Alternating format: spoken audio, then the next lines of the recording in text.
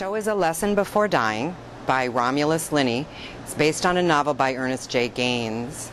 Was an Oprah Book Club pick. And it's set in 1948 Louisiana about a black boy who is wrongly accused of killing a white man.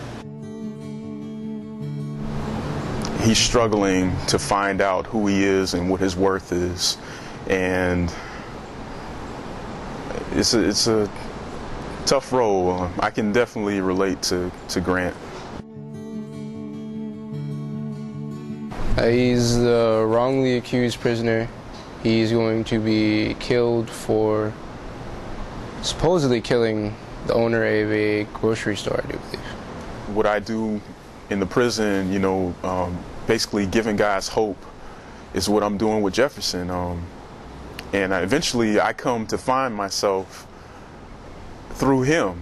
You know, I kind of find out what my purpose is, and he becomes my hero. You know, I'm kind of looking for someone to look up to and to teach me how to be a man, and he does that in the process of us getting to know one another. And so eventually, you know, I figure out what it is that I'm put here to do. I play Miss Emma. She's Jefferson's godmother. She raised him when his parents left. Empathizing with Jefferson. I mean, you can feel for him, but can you feel what he feels? That's the hardest part, by far. And he is the one who is in charge of maintaining control of the prisoner Jefferson as he is on death row for a murder he didn't commit. Every year for the last several years we have done an African American play. I mean, sure, you can read it in a textbook, but reading things is only words. When you see it, you connect with it a lot better than you ever would with just words on a paper. Miss Emma is a very strong woman. I mean, she grew up, you know, back in the Jim Crow, you know, time, and when things were not that great for black women back then, or this black people, period. Having listened, just listen to London, who plays Jefferson, and Chad, who plays Grant, just the honesty and the way they deliver their lines, to me, is amazing. I've done theater quite a while now, and I'm still impressed. Well, I'm playing the teacher who goes to visit Grant in the prison.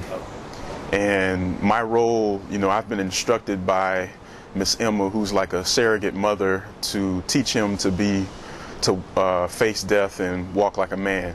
I think it shows how much we changed in the last 60, 100 years, you know, that we come a lot. You know, we have a black president now, but there's still things that we need to work on, you know, especially Hawaii.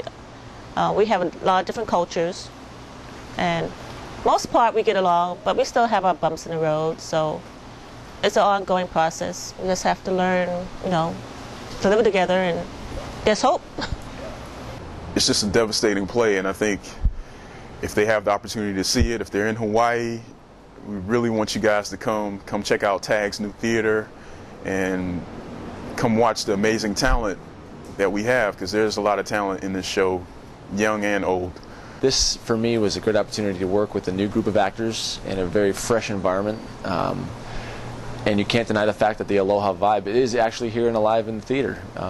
And I've acted in Germany and in Russia and in Los Angeles, and each different society in which the theater is surrounded, that didn't make any sense, but you get what I'm saying. Yeah. It brings a different flavor to each performance you do and every ensemble you work with, I think. It's going to be intense. It'll be heart-wrenching, and it'll make them talk to each other. A good play always creates discussion, and I think that the audience will have a lot to talk about. And this theater thing we have going on is an amazing avenue of entertainment. The cinema is a beautiful thing as well, but there's something to be said about the fact that you may say something on stage one night that will never be seen again, and you can say you were there, whether it's on a 40-seat black box or at the Blaisdell Arena. If you can say you were there, that's a pretty fun thing to be able to say.